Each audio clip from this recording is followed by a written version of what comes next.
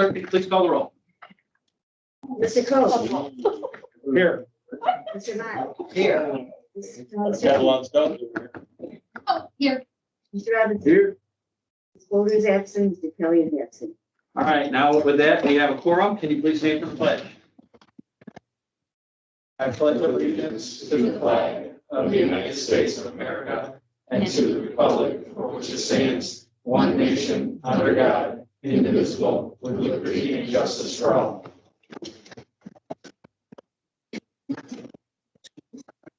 Okay, is there anyone signed up to speak tonight? That didn't just walk out the door? Nope. Okay, good. We have the meeting minutes in front of you from October 7th, 2021.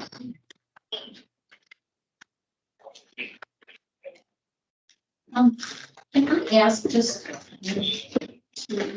page 4 under building permits? What are kits? I missed that.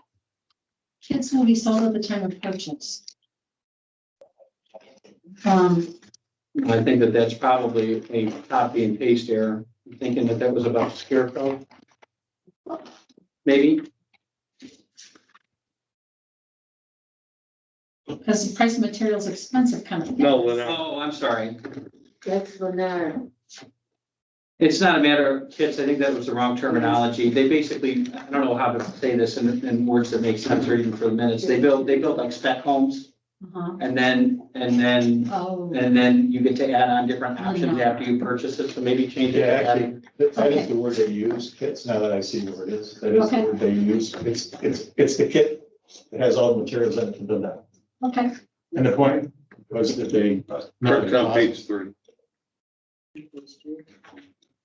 Yeah, right at the bottom, my report, storm sewers are required repair after 15 to 20 years.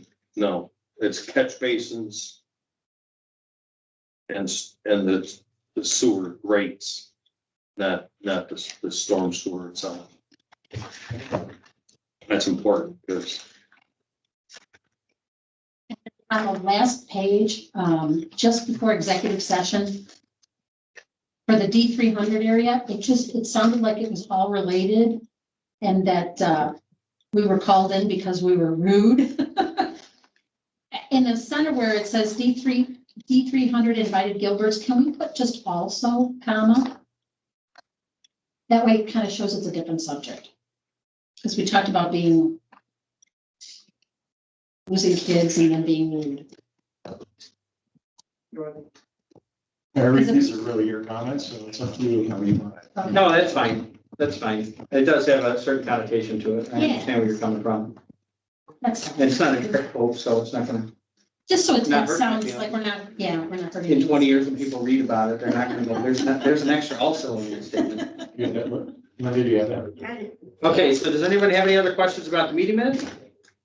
Okay, I will entertain a motion to approve the meeting minutes from October 7th, 2021 with the changes mentioned. So moved. Questions or comments? Roll call vote, please. Mr. Coe. I Mr. Mott. Aye. Ms. Paulson. Hi. Mr. Robinson. 3 ayes, 1 abstain. Okay, so now we have the swearing in of a new police officer. We have Mr. Mark. Mary, I'm sorry. We need a quorum of 4, so if you could vote on that. Oh my gosh, I haven't voted in a while. Mr. Reed. Aye. Motion passed Holy 4, cow. 1 abstain. I thought I gave that up. All right, so we have in front of us Mr. Mark Golozinski. Did I get it right? Yes, sir. Oh, awesome. Mr. Golozinski comes to us from 27 years on the Chicago Police Department, retiring with the rank of sergeant. He currently resides in the city of Chicago, but plans to relocate his family to this area, hopefully one of those Lennar homes that we were just talking about. I can't. We've been lucky, we've been lucky, yes. So happy to be here. We're real excited. I'm sorry I didn't get an opportunity to talk to you. We were talking about another situation. Do you want to tell us a little bit about yourself? Yeah, like you hit on it, almost 28 years, actually, 3 months shy of 28 years. I come here 16 years as a sergeant. Very, very happy to have the opportunity to be here. I thank Chief Thompson and Lieutenant Jones for believing in me, and also you guys and the board as well for giving me this opportunity. Got 3 children, 2 of which are in college. One is only playing hockey in Iowa. and I brought my wife with me. I'm right here. Oh, she's that. She's quicker than I am. It's working. Yeah, still. So, yeah, so we're just overjoyed to get this opportunity because with everything that you guys see in the news, everything that's going on, this is like a new beginning for us, to be quite honest with you. So this is great experience, great community. We're familiar with some of the community as well. Our daughter used to ride horses out this way, and it's just a wonderful place to be and carry on my law enforcement career. So thank you guys. Oh, awesome. Welcome. Welcome. So welcome. All right, now for the official swearing in. Step up. Raise your right hand, repeat after me. I do solemnly swear I do solemnly swear that I will support the Constitution of the United States that I will support the Constitution of the United States and the Constitution of the State of Illinois, and the Constitution of the State of Illinois, that I will faithfully discharge the duties and I will faithfully discharge the duties of the police officer of the Village of Hampshire, Illinois, of police officer of the Village of Hampshire, Illinois, according to the best of my ability. according to the best of my ability. Thank you very much.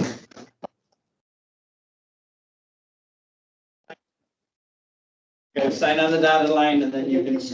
I didn't mean to cut him off. He's welcome to shake everybody. No, no. But let's get the paperwork done. All Paperwork. right, Getting signed up. all right, and this one's for you. Great, awesome, thank you. Plastic. Thank you so much. Oh, man, this is wonderful. You're welcome. You're gonna love it as much as we do, I promise. I'm looking forward to it. We have a few less carjacking. Yeah. We don't want any cars. This is now the time of the meeting where you have to jump on one foot and sing your favorite song. Yes, yes, welcome here. Thank you. Thank you. Thank you so much. Congrats. Thank you. You stay Thank you, there. sir. Can you guys shake hands one more time, please? Thanks. It's been a long time coming. He's been trying to get me for I know, months. I've been trying to talk to them. I'm sure I can do it. Well, so it's nice to meet you. Thank you. Thank you so much. Thanks again. Thanks, Wes. And I will talk to you You soon. guys are welcome to stay or make your exit. It's up to you. Or buy everybody run. I would. You guys want to go, you don't want to hang around. Who's next week? We will. Congratulations. Thank you so much. Thank you, guys. Thank you. Congratulations. Thanks. Bye-bye. I'll see you soon. And from what I understand, he's starting on Halloween, so that should be a good time. Oh, we've already had. Bye-bye. Congratulations. Hey, nice to meet you. We'll talk more. Yes. Thanks. Thank you. Okay. Thank you, folks. Thank you. Thanks. Yeah. Thank you. This is our village attorney, Mark Schuster. Nice to meet you. Our assistant village manager. Thank you. Thanks. Thank you very much again, folks. Thank you. That's our fire chief over there. Way to go, man. I did that. You're doing Yes. something. I'll see you more for sure. Thank you, folks. Thank you. Okay, With that, Mr. Mayor, I would like to introduce Chief Herman, who would like to speak to the board about the project that he's working on. are you gonna sing? No, I'm not gonna. If I jump in there. Please do. Good evening, everybody. The fire district is actually creating our first ever strategic plan. We started about 8 months ago. And right now we're going through the internal stakeholders portion of it, which are our members. We're just about done with that portion of it, but now we're getting to the external portion of it, the external stakeholders portion of it. So we have about 30 people sitting on the committee right now between citizens and business owners. I would really like a couple of village board members to sit on that. So I have a letter here. It's just a one-day commitment, which will be Saturday, November the 13th at 9 a.m. at the station. Basically, we're gonna review all aspects of fire department operations. And then there'll be a question and answer session. And then you'll get a questionnaire to take home, fill it out, and then bring it back. And that'll actually go into the strategic plan, if you will. So again, if anybody's interested, I'll just leave these with you guys. I know the mayor's already expressed his interest, but if I could get 2 or 3 more, or all of you, depends on how you all come together. But you guys are a very vital portion of it, just with everything that's on the horizon with development. The fire district's gonna have to make some moves here in the future, just based on already call volume, and that call volume is gonna continue to go up. So thank you for your time. Thank you. I can't stress how important this is because the village wasn't involved for so long with this type of thing. So if you can find time, even if you can't commit to the whole time, I'm sure Trevor would be happy to have you for a little bit. And I just want to say, real quickly, our relationship with the village now is better now than it ever has been. And actually, it starts with Mr. Hedges. Him and I are communicating on a regular basis, just with the development end of it, which again is very important for us. We kind of talked about a couple months ago about our disaster plan and emergency operation plan, which the chief and I have been working on that. There's some more trainings that come along with that, but I just want to say I appreciate everything you guys do for us, and we need to continue to work together. So thank you. Thank you. Thank you. Okay, with that, Mr. Mayor, I would ask for a motion to approve a raffle sponsored by the Hampshire Sportsman and Conservation Club. You have the information in your packet as well as the application. Ms. Palastrellini, how's it look? Looked fine to me. You got an eye for this stuff. I know. I'm not much of an expert on this, so I can't really describe the prize.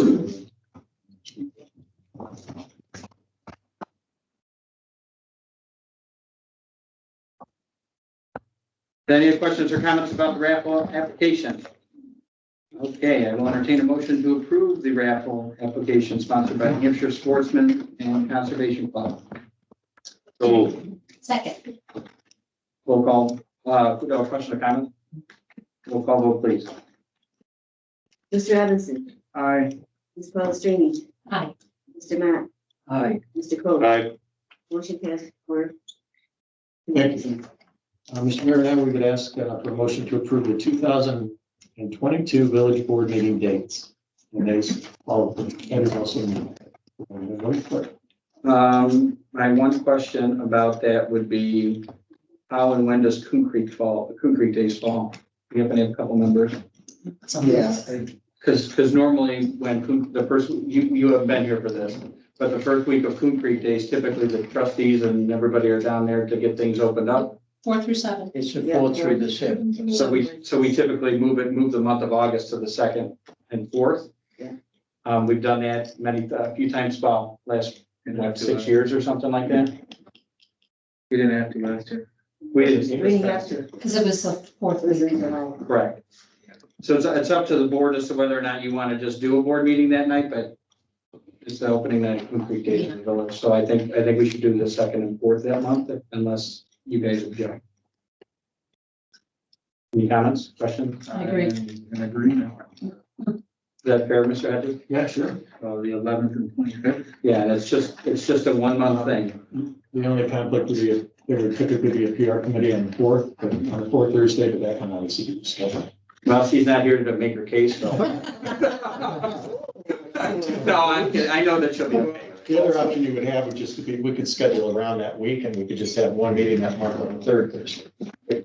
That's entirely, Well, how's that gonna impact operations of the village? well, I mean, typically we can just schedule, if we needed to, we can schedule it the last few weeks before, but if you want to do it now and be done with it, that's fine. I mean, go ahead. The only other thing, looking at the calendar, it will only happen this year, obviously. The 1st of September will be on a Thursday, so there will be a meeting 2 weeks in a row. I don't know if that would affect anything. Well, So maybe Would you not keep Would you not keep a meeting, even though it's only a week apart, would you not keep the 18th as and have it 2 weeks in a row? well, typically we move them to the 2nd and 4th. Yeah. But, Yeah. but to Mr. Robinson's point, that would be the meeting the following week. So we could just cancel the meeting on the 4th. Yeah. We could just cancel the meeting on the 4th and just not post it. And then if there's something that comes up between now and then, we could schedule one for that Wednesday or have a special board meeting or something like that. So just Cancel the one on the, Just the 18th. yeah, because that, I mean, it's okay with me as long as it doesn't impact the operations of the building. I think we can usually work around it, but again, we'll see when we get a little closer. Anybody opposed to having one less meeting this year? So let me clarify, it's August 4th we'd be removing. Yeah. Yeah, can you just jinx August? Yeah, maybe. Well, we'll probably have a special board meeting to make up for it. Oh, yeah. No, that's, I'm fine with it. Okay. So I will entertain a motion to approve the board meeting calendar with the removal of August So moved. 4th. Second. Questions or comments? Roll call vote, please. Mr. Matt, Aye. Ms. Palastrellini, Aye. Mr. Robinson, Aye. Mr. Coe. I, 4 ayes, 2 absent. Thank you, Mr. Mayor. The next thing is we would ask for a motion to approve the 2022 holiday schedule, also in the packet. This will be the second year in a row that we will have Veterans Day. I don't see trustee Cope's birthday on here. didn't the state add a day? Indigenous peoples. Yeah, Yeah, I don't see that on I here. was curious why we don't have Indigenous Peoples' Day. That's a state holiday. We were, Just for, we don't reflect the state holidays. as you know. I was just curious. Columbus Day is removed too, so. I think the state also made election day a holiday. Well, yeah, no. it Election wasn't. day was made a holiday last That year. another week of holiday. Yeah, Is that a one-time only thing, or is that? no, I think that's That's permanent state, that might be Change in permanent, but again, it is not a, unless you all choose to do that. Change it. Doesn't it affect all This one over here, we government? can change whatever holiday. Or is it state local for the holiday for election day? I think we have to abide by federal. We don't have to. Right. Haven't read it. No. No. We can do our own. It's intended to be that broad. Okay. That's a good question. Yeah. Well, we can look into that. We can approve this, and if we need to add another day later because of a federal holiday, we can certainly make that change. I'll make a motion. Well, that's Laura's question. Any other questions or, oh wait, there's some research. No, I'm just checking too, because it would also be a holiday for the primary, which I is, believe that the June MLS League has shared with us their opinion that we're not. We're not obligated. Well, I think that was the opinion last year when, for the federal holiday as well. When it was November 3rd and everybody was closed, but we were open. Because the IML said that we didn't have to follow that. schools will be closed. It will take a motion and an agenda item for the, well, you could amend this schedule tonight and add it if you want, but my advice would be to approve it the way it is. I don't think there's any mandate for this. I'll second. Well, we already have a motion. on Motion's the already table. been made. I'll second it. All right, questions or comments? Motion to approve. All right, we have a motion to approve the holiday schedule as presented by trustee Coe and a second by Mr. Robinson. Do we have any other further discussion about it? But if something changes at the federal level where we need to change the holiday, we can certainly do We'll that. look into that. Okay, Well, you know what, just, this is in, it's market watch, but I mean, Governor Pritzker on Tuesday signed legislation to make it a state holiday affecting government offices except election authorities, K through 12 schools and post-secondary institutions governed by state universities. So it might include us. so can we look into that? And if there's something that needs to be changed, we can bring this back at the next meeting. We can approve this and we can add. Right. Yeah. We're only coming to it. All right, so we have a motion and a second. Any other further discussion? Can I have a roll call vote, please? Mr. Robinson. Aye. Ms. Palastrellini. Mr. Matt. Aye. Mr. Coe. Aye. 4 ayes, 2 absent. Just a point of clarification, you're not asking that we add it, you just want to know if it's mandated, correct? Correct. Yeah. If it's mandated, then we would bring it back. Sure.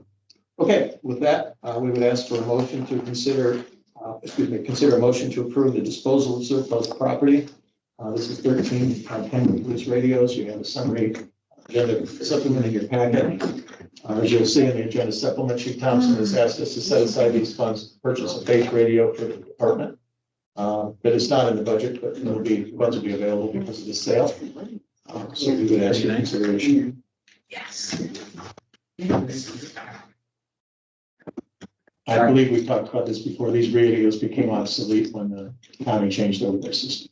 Yeah, they basically said, hey, check out this new system. If you want to talk to your cops, you got to buy these radios. All right, any questions about the radios?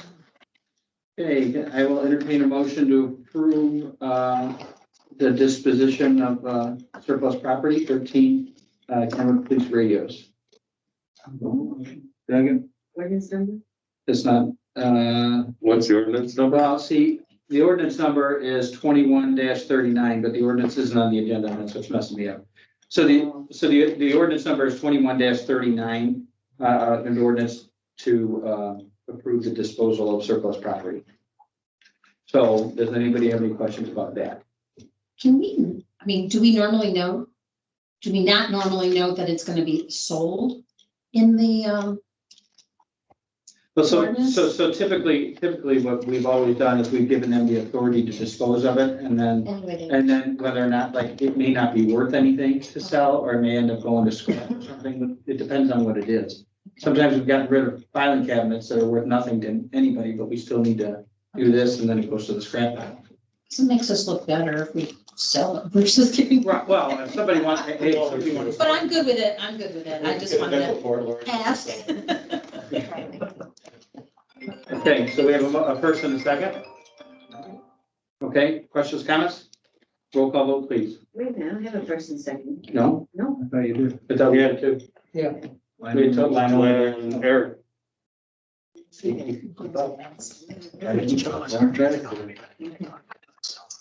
Palastrellini, Aye. Mr. Matt, Aye. Mr. Cole, Aye. Mr. Robinson. Aye. Motion passed 4-2 absent. You'll notice the new executive order that she'll look over and see who's taking a drink and then call you next clerk. Thank you, Mr. Mayor. And now, I would like you all to sit back and relax a minute. We're going to ask eventually for a motion to approve a professional services contract with DEI for lead service line replacement inventory in the amount of $19,606. This is a state mandate. But I've asked Steve Dennison to join us tonight from EEI, and he's going to present a PowerPoint to you on the television set. For those of you who would like a copy of the PowerPoint afterwards, I'd be happy to send it to you. I just received it before the meeting. And it does explain the state legislation that does require us to create an inventory, the deadlines, and then what we're required to do when we find out what we have in the village. So Steve, with that, would you like to begin? Yeah, good evening, village president and the board. I know many of you know me from previous meetings, and I guess first of all, do a quick mic check. Is everybody hearing me okay? Yes. Excellent, thank you. So as I get to sharing the PowerPoint here, I have been working in Hampshire on water and wastewater projects since I started EEI back in 2004. So many of you there have seen me give presentations and whatnot at board meetings previously. But this evening, we are here to talk about lead service lines, and lead service lines are something that you may have been reading about in the news. It is certainly a hot topic in the water industry and is becoming a hot topic in general discussions as the health impacts of lead in water have become more known, and as both the US EPA and the Illinois Environmental Protection Agency have taken steps in order to enact some regulatory changes that are going to require all communities to first at least look at their water service lines and the materials that are in their water service lines. And then if there are lead service lines, a plan for replacing those. So this presentation this evening is meant to give you an idea of the requirements as part of the act and the steps that we and the staff have talked about in a plan for implementation so that the village can make sure they're ahead of this and that they're maintaining compliance. I promise it's not as daunting as it looks here in the agenda. I'll try to move forward as quickly as possible, talk a little bit about the background, current and pending rules, roadmap to compliance, and then some particulars related to the rule. No partial lead service replacements, material inventories, lead service line replacement plans, funding opportunities, recommendations, next steps for your particular situation, and then we'll have some time for questions and answers. So moving into the background, I wanted to just take a step back. I don't know, some of you are likely familiar with water services, how water is distributed to the homes and residences throughout the village.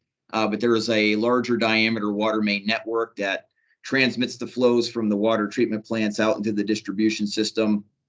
As those water mains go down the street, there are connections to them for each service. And that is usually as shown here, where you have a corporation stop at the main with a gooseneck, and then it goes underground. At the lot line, typically around the lot line is a curb stop with a B box where it's a shutoff valve. And then it continues on into the house where you have the water meter and then a shutoff valve. So of note here, and then after the shutoff valve, obviously, is the internal plumbing in the house. So we are going to be talking in tonight's presentation that the rule basically accounts for everything between the water main and this shutoff valve inside the house.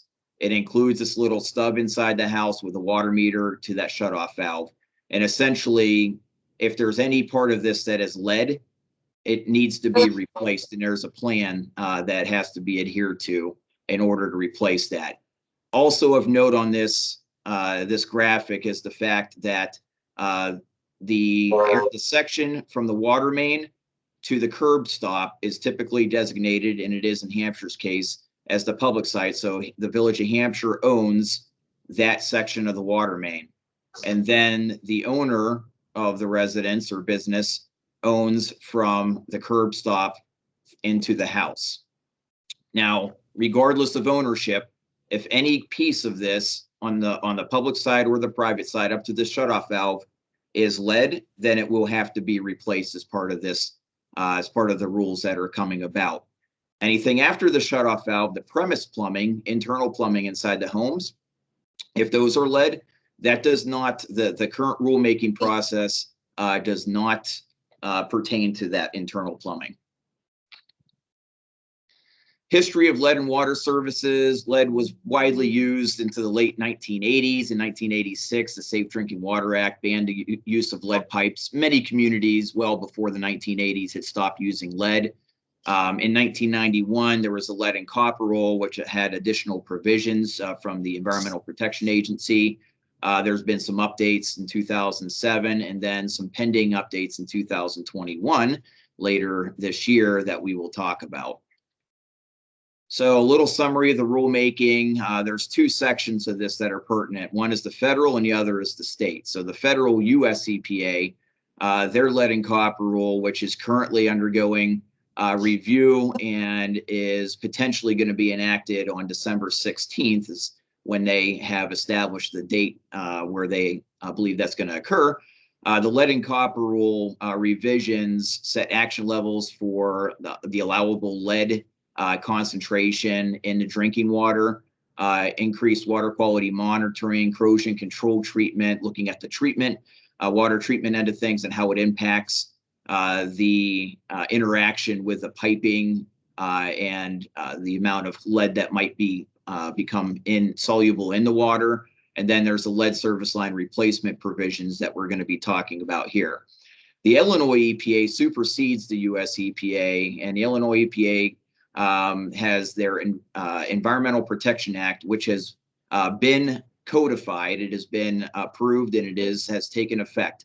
So it requires annual inventories, some notifications to the residents in certain conditions, and an increased amount of school and daycare lead level testing because lead impacts smaller children much more than it does adults. So again, with the Illinois Lead Service Line Replacement Notification Act, it was passed in late August. It is effective January 1st. So everybody now is getting geared up for when that becomes effective and what you are going to need to do in order to maintain compliance. So there's an estimated 680,000 lead-based service lines in Illinois. As you can imagine, a great majority of those are in one city in particular, but nonetheless, it is pretty prevalent throughout the state. And I think Illinois has one of the highest numbers of lead service lines that is believed in the United States. So some highlights of the Illinois Act requires lead service line inventories, which we'll talk about a bit later. That is what the professional services agreement is focusing on. All communities are going to prepare and maintain lead service line material inventory. They're going to be required to do that to fully identify, what the service line materials are for each service is essentially what that is getting to. There is, moving to the right here, notification. There's added notification requirements to affected buildings before construction repair work. So if there is a lead service that is identified and there is some related construction activity in that area, you have to notify those people and make provisions there. Lead service line replacement plans are going to be required and submitted to the state over the next number of years. There is going to be some funding opportunities created through the IEPA state revolving fund process. And there's going to be a big focus on options for low income households and potentially some opportunities for principal forgiveness money, which is essentially grant money. There is also a requirement that we'll talk about with no partial lead service line replacement. So historically, what happened a lot of times is if there was a water main project or a leak in a service line on the public side between the main and the shutoff valve, the community could replace just that section and leave the remaining lead service on the private side intact. There will no longer be the ability to do that. The act requires that the entire stretch be replaced.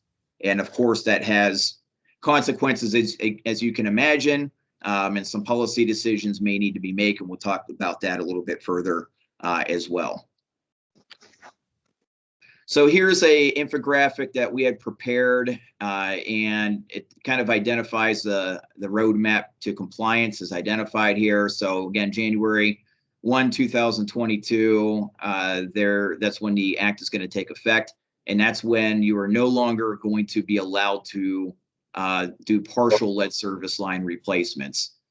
In April of 2023, and then in subsequent years, material inventories are going to be due.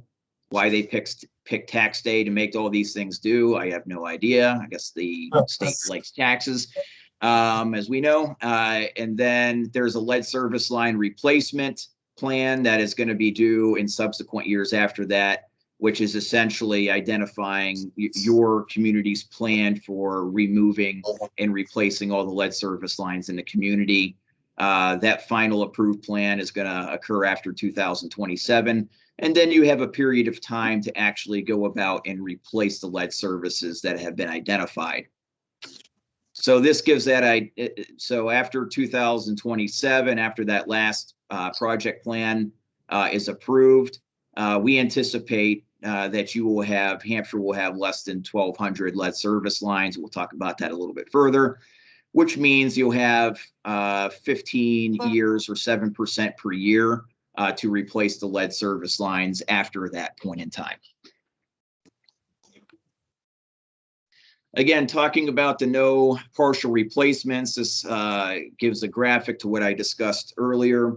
So, again, if there is some disturbance in a water main and there is a replacement of either portion of the service line that is lead, now the entire thing is going to have to be replaced all the way to the shutoff valve inside the house. So there's some added responsibility for the municipality to notify the homeowners whenever this occurs. There are certain provisions that need to happen in the period of time by which you may replace a portion of it if it's a repair, but then you have to come back within 30 days to replace the rest of it, unless there's other considerations that can be met. And you also have to provide filters that will remove the lead for at least one faucet for drinking water inside the house until such time as that entire service can be replaced. If the homeowner refuses to replace or agree to have the private side replaced, then there's a sign off that is required from a homeowner and documentation with the Illinois Department of Public Health and the IEPA that would need to occur. Water service line material inventories. So again, the intent of this is that communities have to identify what each service line material is. In most cases, it's going to be copper, based on a lot of the rules and regulations that have been over the last number of decades. But there's also lead, and there's also galvanized, and newer applications, if allowed by code, the community's code, plastic could be used as well. But the point of this is that initial material inventory is going to be required on April 15, 2022. However, I will say that the IEPA has been requiring over the last several years in inventory to be submitted. It was just left more open-ended. As far as if you did not know what the service material was, you could actually enter unknown. But now there's a requirement that you have to make all reasonable effort to inventory what those services are. So the recommended steps for creating material inventory, the first two steps are really more background data investigation, looking at the atlas maps that you have, local plumbing code changes. If they allowed lead in a certain period of time and then stopped allowing it, then you can look at the property records and make a pretty good determination if there's a possibility that lead could be at that resident or business. And then supplement with historical analysis, looking at the building permits when work has been done on services and there's been documentation. So service changes, meter change outs, those sorts of things. If there's any of those records, then that can be very helpful. Individual inspections is the next step. So this gets a little bit more detailed in reaching out to homeowners and actually having them do some investigations and provide feedback to the community. And then that would be followed up with village staff confirming the details that are provided. And we'll talk about this a bit more because this is really at the heart of what the professional service agreement is that's on the agenda this evening. And then, the main point that we've discussed with village staff, from here on out, whenever there is an opportunity, when you're doing work on a service line or a water main at a service or inside a house with a meter change out, take those opportunities to gather the information and start recording as much as you can as related to those services. The lead service line plan will be the next step. This is a few years down the road for Hampshire. So just looking forward, you're going to be using that material inventory and identifying your replacement goal rate. And that's going to dictate, how long it's going to take for you to replace all your lead services.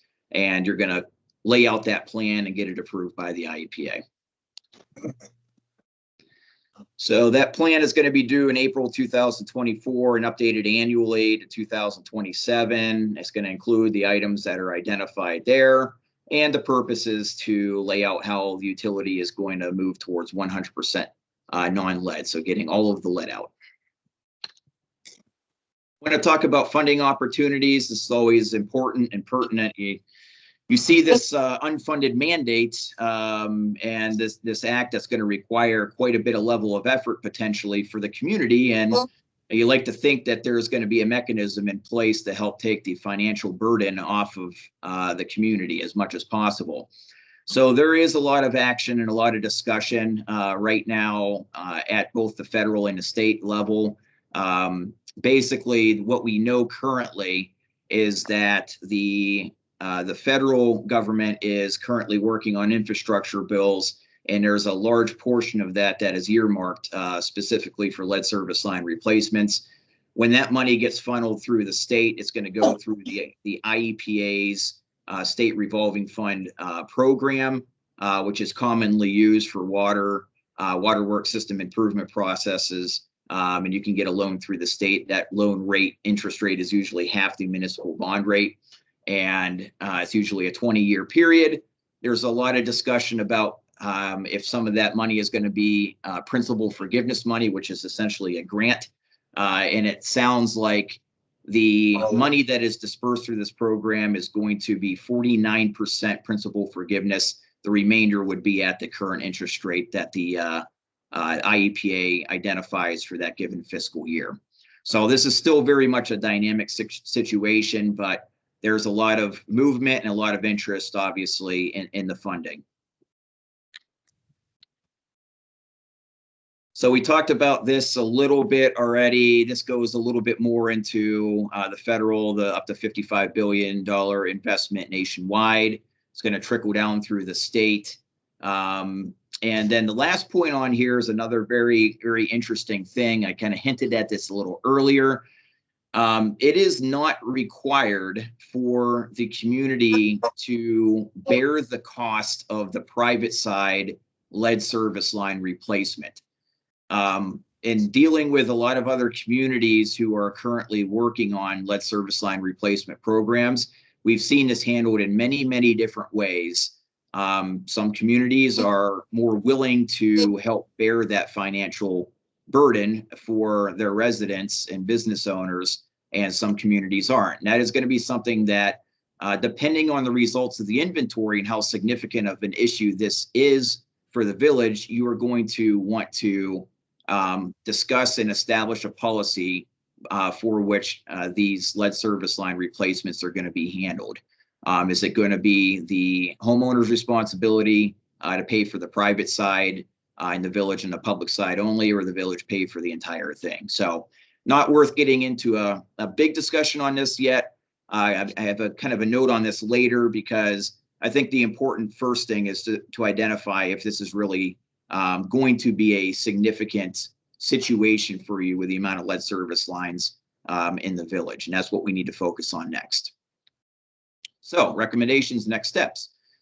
Start now. So many communities are mobilizing throughout Illinois, not just because of the Lead Service Line Act by the IEPA that is having some requirements that are going to be in effect January 1st, but also to position themselves and yourself for funding opportunities. So inventorying as soon as possible, identifying exactly how many lead services you have, and then coming up with a cost estimate for what it's going to take to replace those, can then help you decide how you are going to go about getting the funding for doing so. And if you get it through the IEPA, low interest loan program, then you're going to need to prepare a project plan sooner rather than later, because that is a requirement for getting in the queue for funding through the state. As it pertains to the current situation at hand, this is a report that's publicly available on the IEPA's website.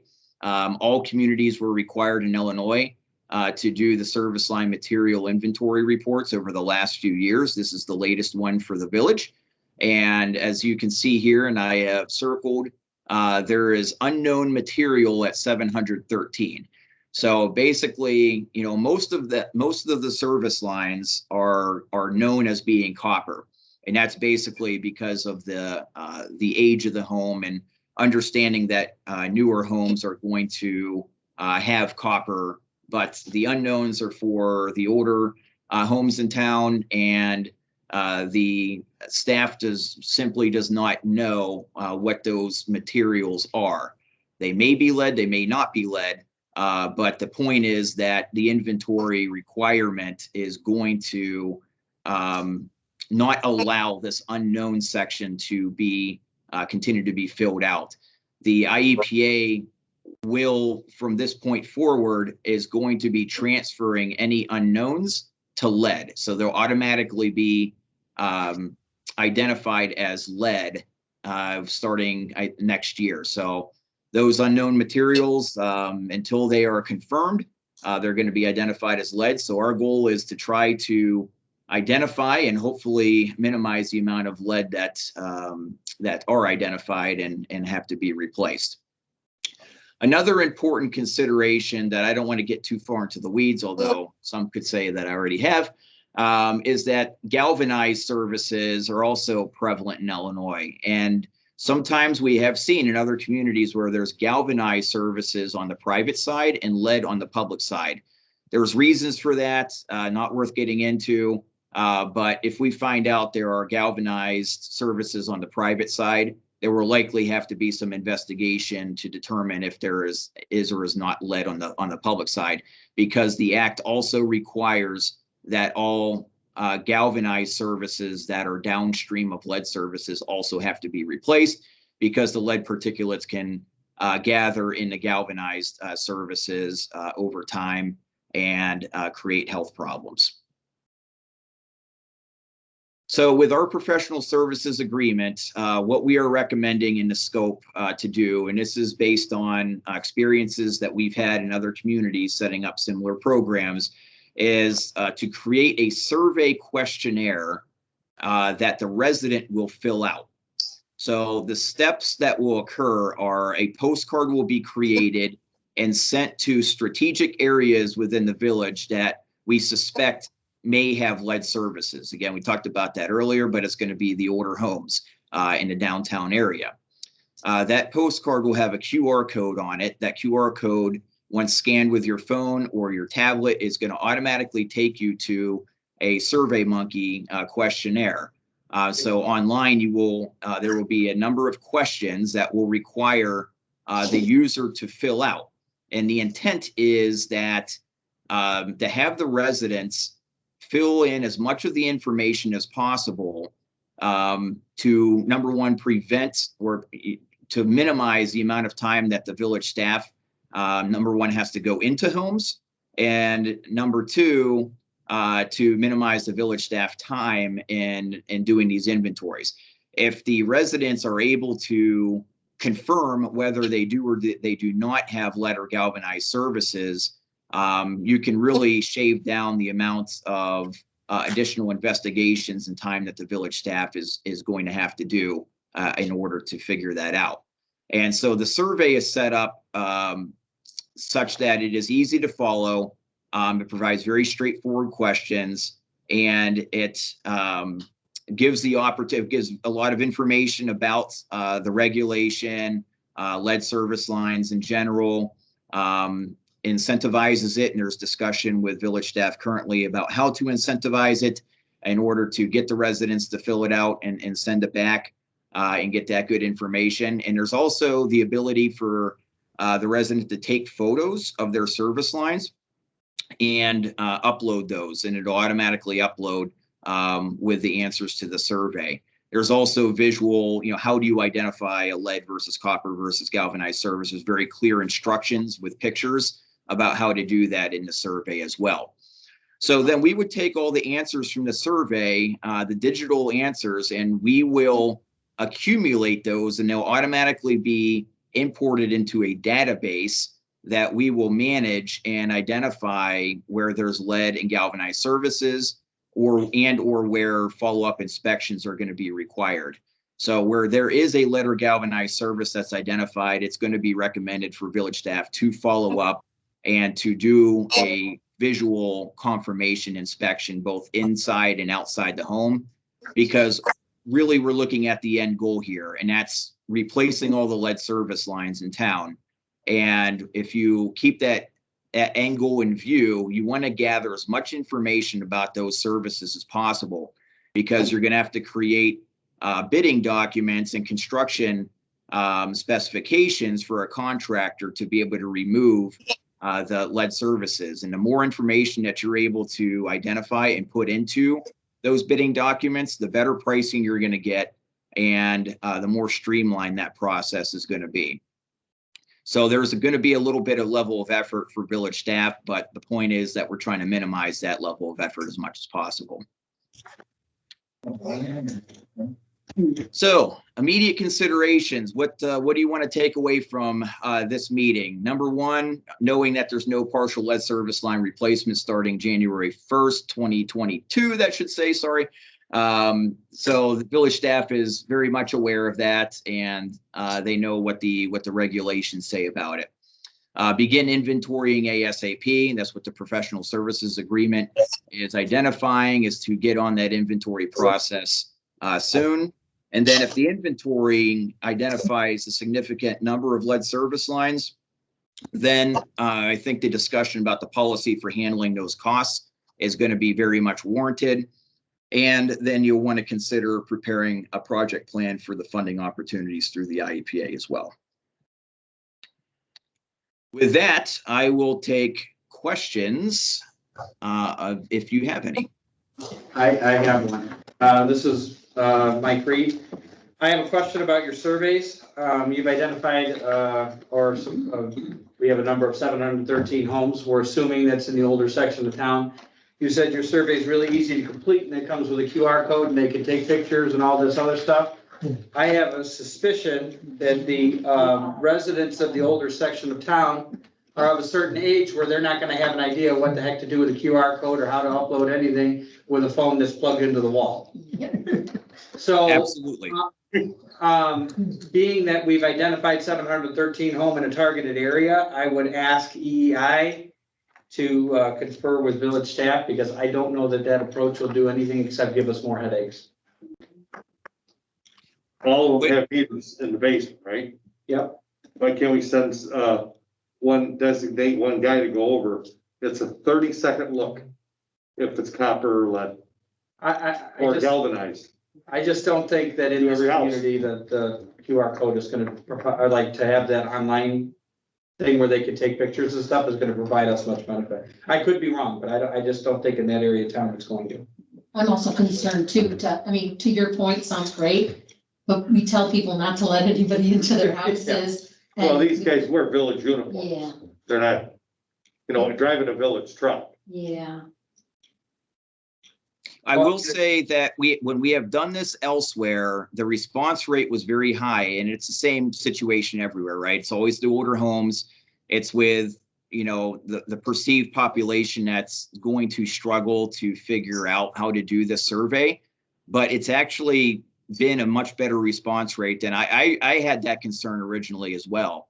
But it's been better in other communities, and I will say that, yes, there's going to be some follow-up.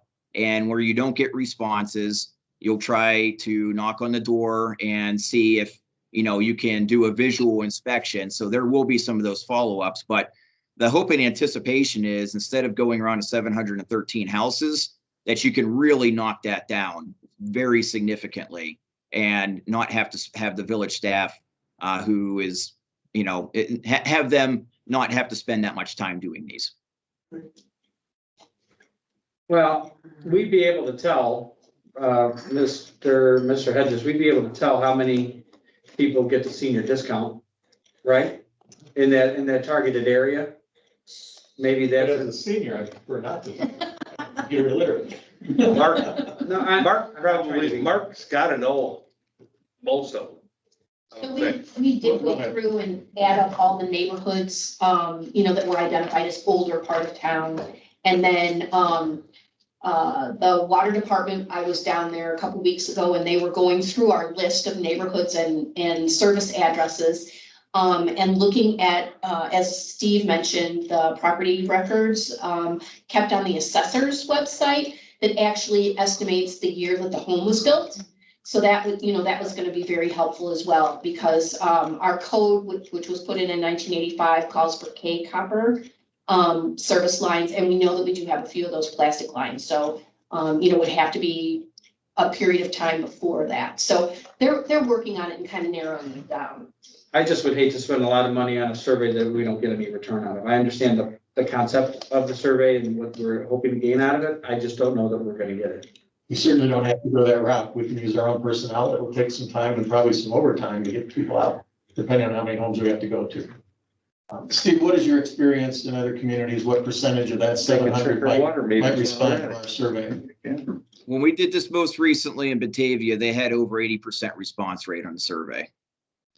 That's awesome. So it's a question of whether you want to take that risk so we can avoid the manpower, and it's not free just to send our guys out, obviously. Well, I know, but it's not free for the survey either. We have to visit home 3 or 4 times before we find somebody at home. But if, that's this board's discretion. That's why we're asking your approval. I would also ask that you keep in mind that the proposal that's in front of you with the contract includes inventorying the village staff surveys when they do the interior and the exterior. So it's not, that cost is not just for the resident surveys.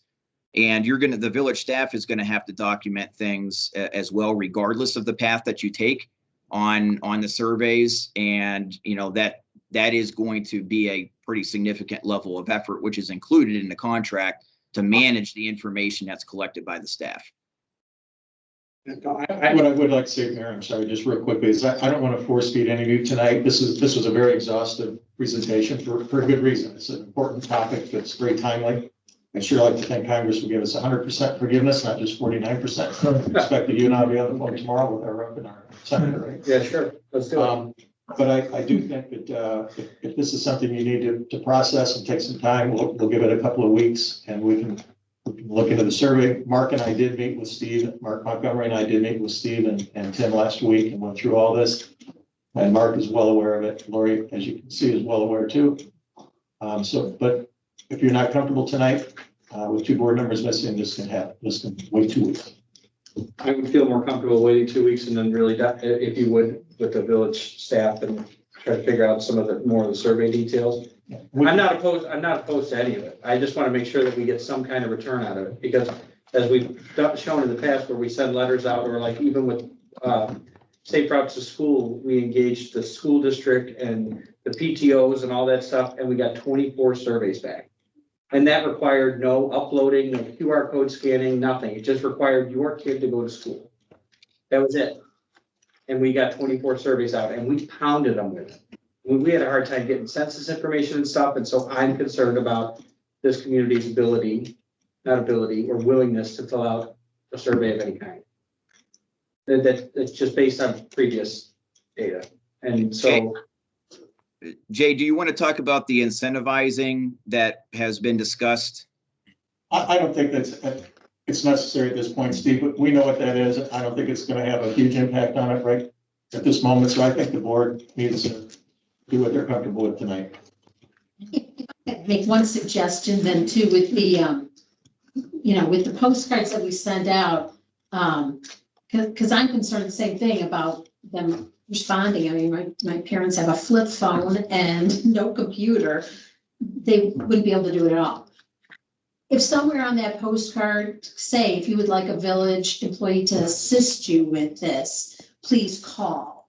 Because it gives them an option versus having to come to Village Hall. And that way, if someone's not unsure, I mean, because I think some of those old houses, you're gonna have people in their 80s, 90s, high 90s for some of them. And they'll feel a little bit more comfortable, especially if they've maybe asked to have an employee come versus knocking on a door. So. Any suggestions? Okay. Thank you, Steve. We'll be in touch. I will entertain a motion to table the approval of the professional service agreement with EEI for the lead service line replacement. So moved. Questions, comments? Roll call vote, please. Mr. Robinson. Aye. Ms. Paulson. Aye. Mr. Matt. Aye. Mr. Coe. Aye. Motion passed. All yes. Thank you. We're all much better educated, I think, at this point. Before we move on to another topic, just because it's hit me, what is the approximate amount of money this is going to cost a homeowner? And I know they're all over the board versus, 50 feet to the curb, But if we had, I mean. It's going to cost between 7,500 and 12,000, depending on different circumstances. Okay. I mean, it's a law now that we have to do it. And so I would suggest that we start somehow making it known. I mean, I had no idea that this was going to cost us, or that when it passed, this is what it was going to do. So, But he said the homeowner can refuse. yes. So But if you know you have lead in your pipes then at that point. Right. If you're 90, doesn't matter. Right. There's a real estate implication and all that too. That's not worth getting into right now, but that's going to be part of the questionnaire for real estate. That's good. There's no law yet that says you have to disclose what kind of pipes coming into your house. Sure. Yeah, That's correct. But they still have to do the one from the outside. Yeah, the village will pay for that. There will be a law that says that you do if you know what the material is. Okay. Say that again, please.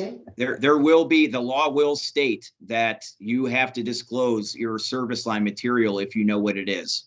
And with this inventorying process, everybody's going to know what that is. I just love the fact that we didn't put in these service lines and now there are problems. Yeah. We stayed in Illinois.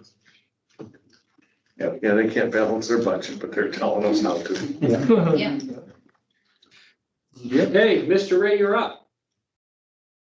Thank you. Thank you. I will share my screen. Let me just introduce Josh. You do have in your packet some information, but this is something that we've talked about at the board level now twice. This is not for any action tonight. It's just informational. And what Josh and I and Aaron Ellison from Statefield have worked out is a plan for code enforcement beginning very shortly. And Josh is gonna walk through the process, some of the costs that you asked about before, and we'll go from there. Thank you. Thank you, Mr. Hedges. So I'm going to talk about code enforcement. Just real quick, the program overview for this code enforcement program. The purpose is to keep a good value for homes and properties and to have a good community character. And the goal really is compliance with the code. This is not about revenue generation or anything like that. It's just to keep the community character nice. So the focus is really on exterior maintenance. So things like broken windows, peeling paint, broken siding, things like that.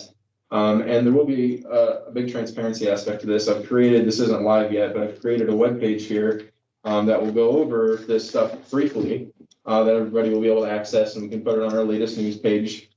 And just kind of explains what code enforcement is, some of the common violations that people might have right now that they can fix proactively to avoid this process. And then it goes through the process, all the steps that I'm going to discuss tonight. So I'll go through those with my slides. And then it lists there the International Property Maintenance Code so that they can look at that, see what the specific requirements are if they're interested, and it gives them a way to contact the village staff. Any questions? So some quick points of change here. Recently, we've been doing complaint-only initiated violations. So if someone in the community says, my neighbor 2 houses down, their place looks really terrible, can you inspect it? We've been doing that sort of thing, but we're going to now move to a staff-initiated program. That's not been a recent thing. I just want to point of clarification. That's been the way that we've conducted business always. It's just always been on people. It's not been something that we've just started doing. We did create a process to make it easier for residents in the last few months. Correct. So I don't mean to step on your toe. No problem. So now we're moving towards staff initiated, where we will have an inspector specified. You'll see later, we're going to start with Safe Built. They have code enforcement officers. Then we'll move towards village staff. And so right there, we're going to use a code enforcement officer to lead this process rather than just having someone at the village look into it. So here's a process overview. An inspector either observes something or a complaint is initiated. We will still take complaints from the community. Then there'll be a first investigation and a warning if necessary, an informal warning. Then there'll be an official inspection and an official notice sent out by certified mail. A second inspection to see if it has been remedied. If it hasn't, then there will be an actual citation that will then go through the court process. And I'll detail all these. So step one, there's 2 methods of starting this. You can see there, like I already said, we can receive a complaint through the contact us form that's on our website. From an email, from a phone call, anything like that, it'll be directed to the code enforcement officer, or the officer themselves might just see a violation out in the community. I will show you Community Core later. They will then take that complaint or that observation and enter it into Community Core, which is our permitting system. It also handles code enforcement cases. So you'll see demo of that later. And then upon entering it in, they will do their investigation. That investigation might result in nothing, or it might result in a notice of violation. You can see a picture there on the side. That is just an informal violation, similar to the door sticker. It just says, hey, you've got 7 days to correct this. If they need to put some paint on their siding or something like that. And if it's fixed after that 7 days, then the case is closed, no fines, no nothing. If it is not fixed after 7 days, Community Core will prompt the inspector to make another inspection. If the violation persists, then the code enforcement officer will send out this letter that is generated by the Community Core system based on what the code enforcement officer has put into it thus far. And that will get sent via certified mail. That's what's required by the International Property Maintenance Code, is that we send it by certified mail. And then they have 20 days to remedy that violation. They have 20 days because the International Property Maintenance Code gives them 20 days to make an appeal. And we don't have to go into that in detail, but there's 3 cases in which they can appeal. Otherwise, if they just don't do anything, it moves on to the next step, which is another prompted inspection by Community Core, by that automated system, for the code enforcement officer to check on the violation again. If it still persists, then we start into the court process. So you can see a picture here. This is the circuit court citation that Mr. Schuster gave us. We turned it into a fillable form, so it's really easy to fill out. And we give that to the police department to then initiate the court process as we would for any other violation. And court appearance is now mandatory. So the village attorney prosecutes the violation in the circuit court. There's a potential for trial and then testimony of the code enforcement officer. And this will result in a minimum fine of $75 plus court fees. So up until this point, there's no fines or fees to be paid if they correct the violation after one of these notices, but as soon as it gets to court, then there will be fines. So here's just a recap, and I've got a couple more slides, but if you have a question about the process, happy to answer any questions about the process. I think it would be good to talk about the fact that a lot of the process is very similar to what happens now. It's just not equitable, right? So like we still create fines and notices, and we still, work with the resident to correct the fines and that kind of stuff. And things, long-term violations still do go to court. Am I inaccurate? Yeah, we only have one case that's even pending before the courts right now. Right. And that's a large one, so I'm not sure what you mean. No, but I'm saying like this, we haven't invented this process from scratch. We're just modifying what's already here. No, I would say we haven't invented this pretty much from scratch. We put together, the main key component that came through here was the software, community core, which Josh is going to demonstrate. We have a few minutes, if you don't mind, because that availability, which is part of our current building permit package from Safe Built, is free, and it was something that we learned about. Safe Built did a presentation, and all we had to do was turn it on. So that gave us the record keeping, the notifications that we don't have to remember to send people notices if we get a lot of these. So I guess maybe I'm not saying this right, but okay, say somebody complained about me and my grass being long, right? And I refuse to cut it and that kind of stuff, right? We still do the inspections and we still put pressure on the people to cut their grass and stuff, just like within this process. Let me separate the two issues, because I think this is where the confusion is. If you remember a couple months ago, we had a conversation about what the police do and what they should do and what they shouldn't do. The things that are in the police code are the simple parking violations. There were 4 of them specifically that Chief Thompson and his guys enforced. And then separate from that, there was the peeling paint and the things that are more code enforcement, where I think you mentioned Tennessee code. How does a police officer know what's peeling paint, what's legal and what's not? By the way, Josh didn't mention this yet. I don't think he plans to. He will. Okay, I'll let him talk about it in a minute. We have other plans for less expensive code enforcement officers soon. Him. So, but the point is, yes, we now have the tools we need available. We've taken the pieces that we have. We've created a few new pieces, and now we put together what we think is a very cohesive, good step-by-step process. If you want to go back and talk about lean processes before that. No, I guess what I'm trying to make clear is that we had a code enforcement process before. It just wasn't very good. And it wasn't very equitable. It was just complaint based and then it would be addressed. Well, we didn't have a code enforcer now. Yeah, And it exactly. really only addressed 4 things that were parking violations and grass. Those are the only things that we ever worked, that we ever went out. Unless it was really bad like that other property. This is good. This is good. Yeah, the process was never in writing like it is now. This is the first time I've seen it. And I like it. It flows very nicely. Now we have something that we can all refer to. So it doesn't go to her or goes to me or back and forth. There is a process and it's in writing. No, I just wanted to be clear so that if there are questions from the public as to why we're doing things the way that we are, like where is this process now? We had something in place that wasn't working and it didn't address everything. So, this is something that is a focus of this board, right?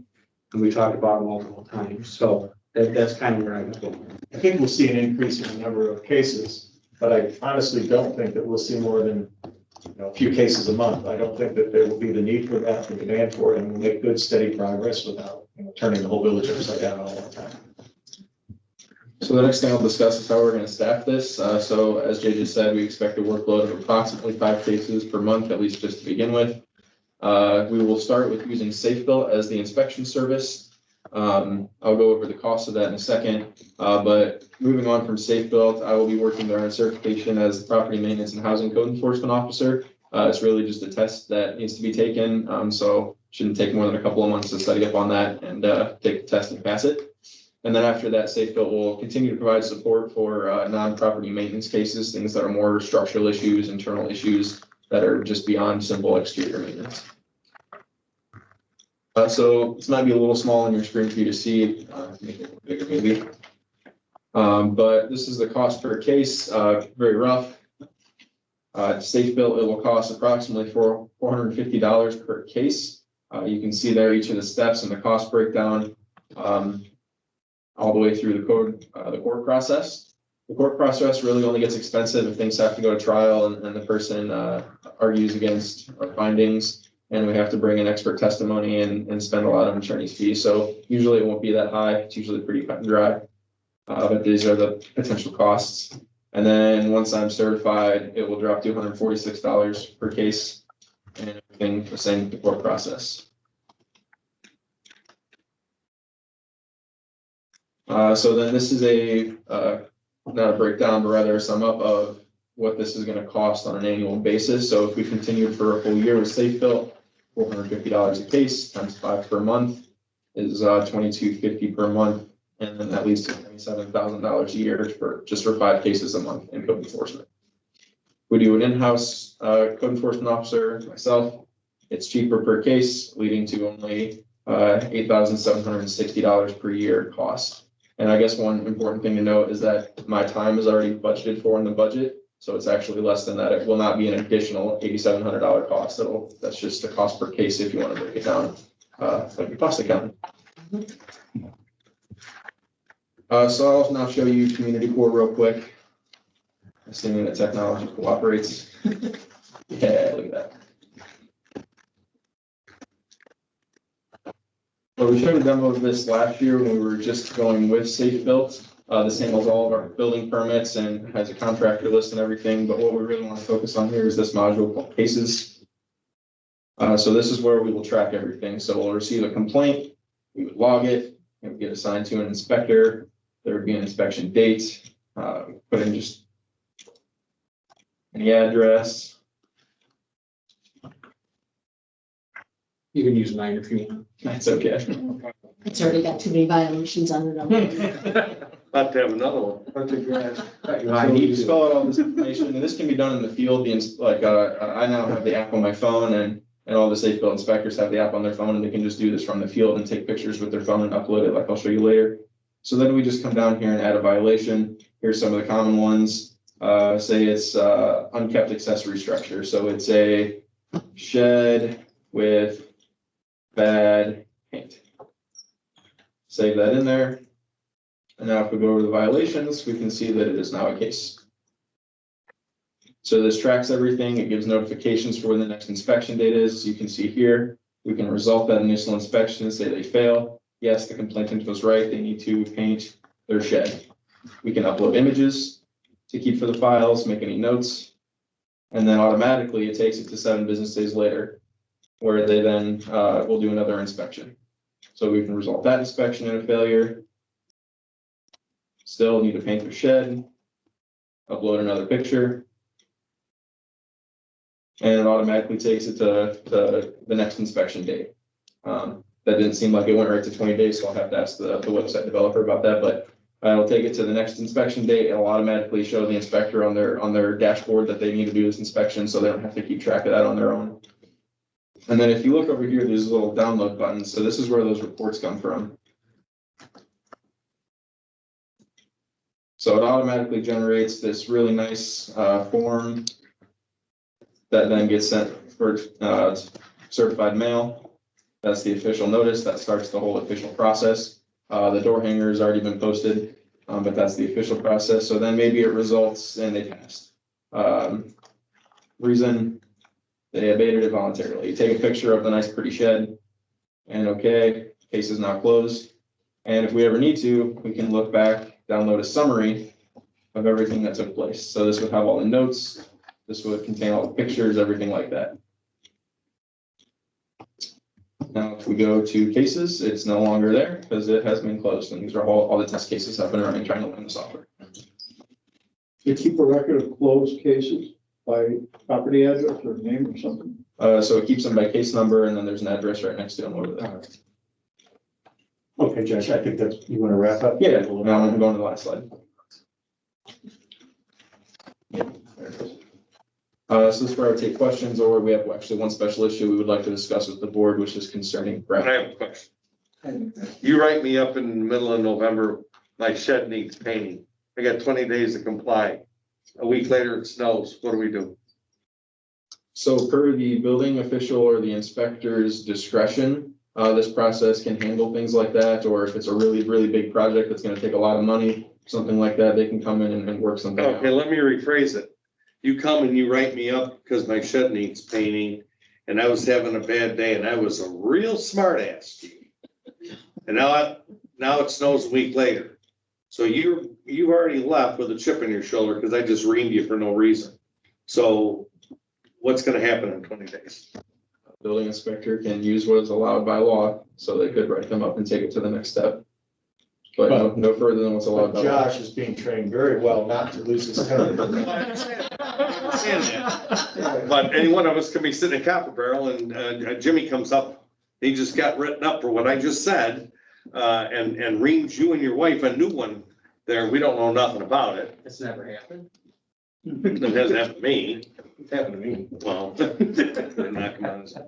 They don't. You'd like to know about it, but you're probably better off not knowing the details. Right. But we can let you know. But I'm just using that as an example. When you. Did you say Jimmy? Did you use that name? Jimmy came in here last week, so we're about to talk about an issue like that. Oh, Good okay. example. So maybe he did get rained. I know he was actually very polite about it, but I understood his situation and we made an accommodation, and that's why we want to talk about driveways in that for minutes. The point is, after 20 days of court case would start, correct? Unless the. Well, right, there could be a fail-safe to jump out and say, you can't do painting in December, we'll postpone this till May. Right. Okay. Also, as prosecutor, your village prosecutor could continue it out to May for the same reason. So, that's a possibility. I like this. I think it's great. And you raise a good point. It's hard to do effective painting in cold weather. Yeah, that was the best I could come up with. It was a good one though, because we're hoping to finish the front of this building before it's too cold. And his stuff, you can do it manually then? I mean, because it's automatic, which I love. But I mean, as trustee Coth mentioned, I can't do the painting and now it's January and it snows and so you can manually go in there so that Oh, it, yes, you can change it. It's very customizable. You can change the dates of the inspections. You can add new notes into it. If there's email correspondence, you can attach that so that it's. Or if you just want to defer the. Yeah. continue for 3 months. It looks like. Because I can't see anybody getting written up in Hampton, hey, come on in for coffee. Yeah, this community court system does not attach to the court system at all, so there's no automatic transfer there, so it would just continue as a, field inspection until It it's. looks like an help desk ticket system is what it looks like. I mean, it looks like you're entering a ticket and then, you're keeping your incident and then you're adding stuff to it. I mean, it looks pretty straightforward. I have a question. I had people, that had said to me, I have a situation, what should I do with this? I don't want my name thrown up there that I put this in there. So what happens when a complaint is put in? Is that, it could be a neighbor and they don't want to get into a turmoil with a neighbor, whatever. So what's the situation with that? And the last time we spoke about this at the board level, we actually did say that we were requiring a named complainant because we didn't want to have a lot of frivolous cases or a lot of people kind of, badgering back and forth anonymously. When this process goes into place, that won't be required.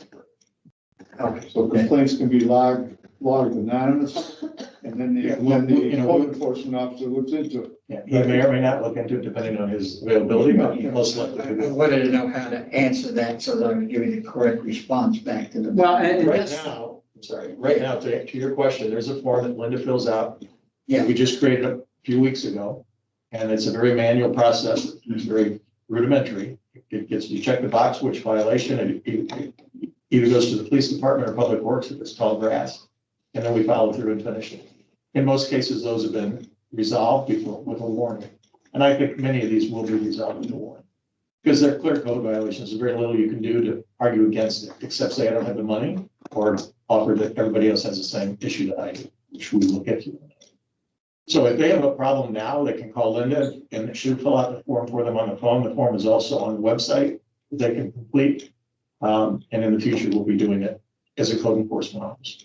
But it's not anonymous right now if you directed someone. It's not right now, and that's, Okay. we did have that discussion at the board level. I didn't get any objection to that. We were just trying to keep the finger pointing down. Yeah. And I think that's been effective. Trustee Robinson has something to say, but just because you report your name on an issue doesn't mean that when Jay or Josh goes out there and says, well, your neighbor Laura has a problem with your truck on the driveway with no wheels on it or something like that. You know what I mean? It's not like the village is actively going out and reporting. Just because you give your name to the village doesn't mean the village goes out and gives it on your behalf. So, you know, Basically, the concern was, as it was said to me, was I want to put this forward, but I want to make sure my name's not in there because I don't want to get on the bad side of. And I would tell them now that they can call Village Hall and they can leave that information anonymous. We've talked for a couple of years about administrative adjudication. What does this do to that process? Does that take that off the table or? It's really a process. First of all, this gives us the electronic tools to keep track of it. So it would at least give us that information technology, so we wouldn't lose track of cases. I think once we get the process perfected or kind of ironed out, it's theoretically less expensive. Mr. Schuster is probably more of an expert, much more of an expert to explain the court costs. And he also does administrative adjudication, but there would have to be a hearing officer. And Mr. Schuster would still prosecute for us. So could you help us with just the court cost difference, Mark? I mean, is it substantial? It's hard to talk about the cost side of it. The fines are oftentimes a lesser amount. It depends on the municipal fine schedule, but it can be set up that way that those are a lesser amount.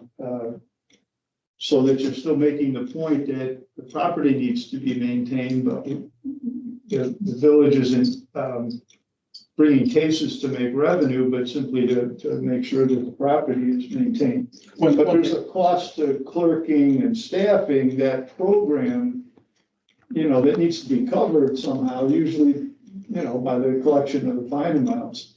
So at any time, the homeowner can just fix it and it all goes away. Well, that could be your policy decision to make, and it sounds like this program is the way Josh just presented it was compliance based. So you don't. So if the ones that want to push it and go to court, we should nail them for the full dollar amount and further their education. Well, I think if we're paying $300, we shouldn't have them pay $1.50. We pay $1.50.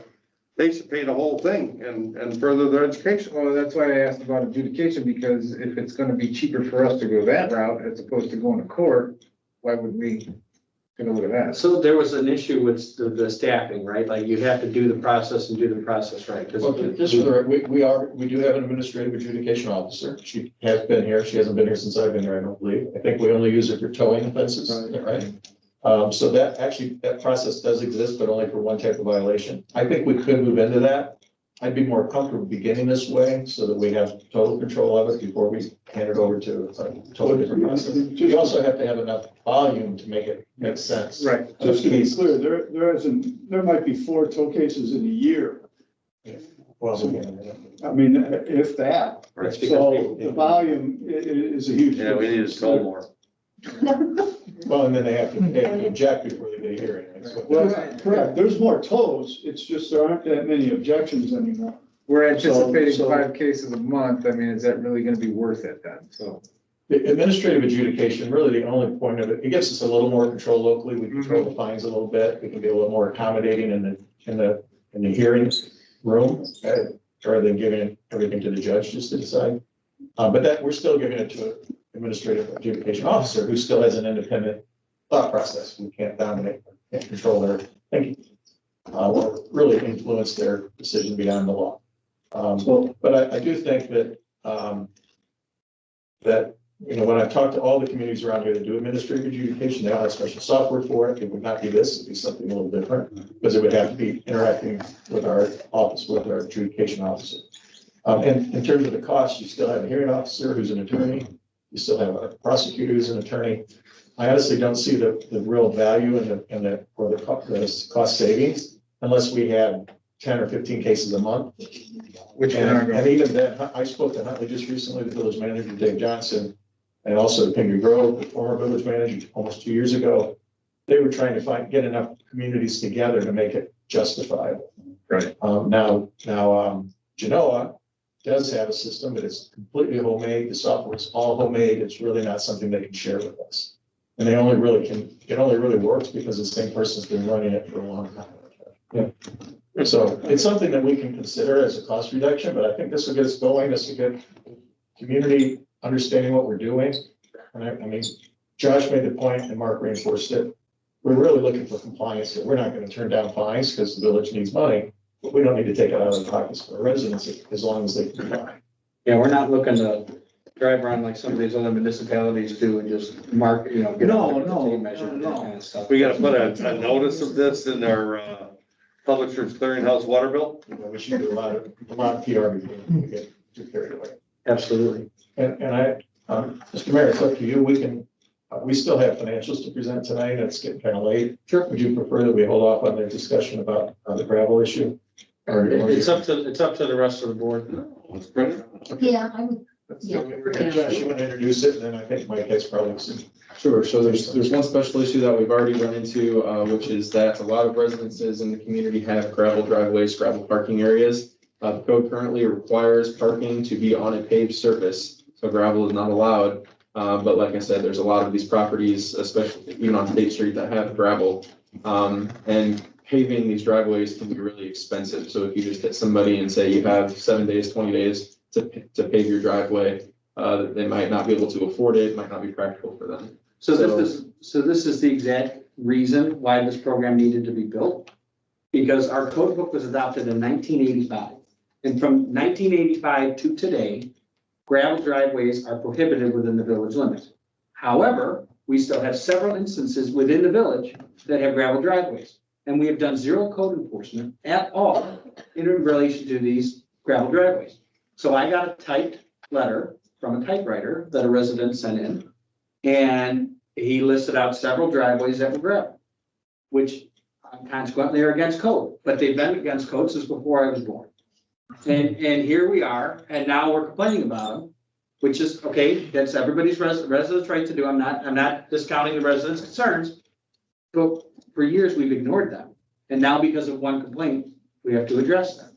So what's the board's? I think you're missing a beat here. The gravel driveways were never a problem. The problem was a guy puts a gravel piece next to his garage to park a boat or a camper or a motor home or whatever and leaves it. That is the problem. It isn't the gravel driveway. Well, no, the gravel driveway is against code. Well, we grandfather all them in. We grandfathered so much stuff in. Those driveways have been there before the code was there. I would agree with that.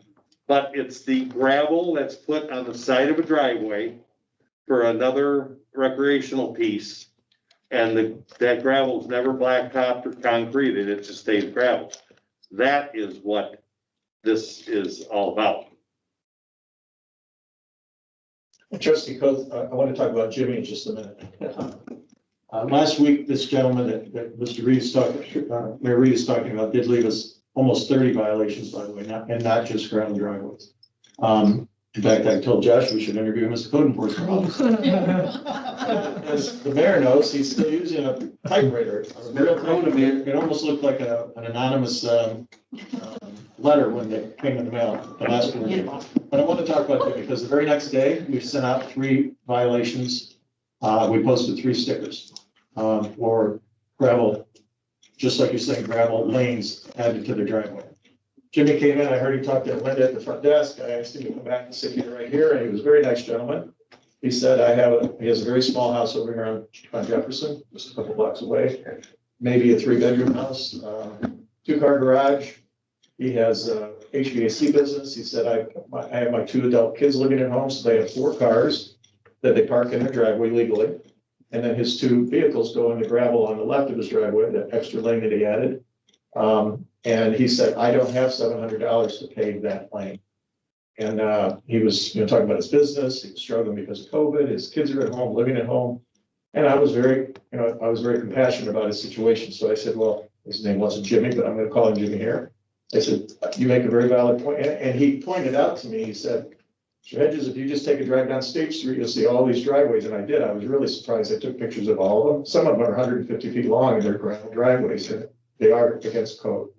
So I immediately realized that there's no way we can start enforcing that until we really start to figure out how to grandfather in some of those driveways, whether or not you want to grandfather in the extra lane or not. These are all things that we'd just like you to talk about, help us understand what the board would like to do, and then we'll try and hit your target. If a person has a gravel driveway for their main entrance going to their house, not an issue.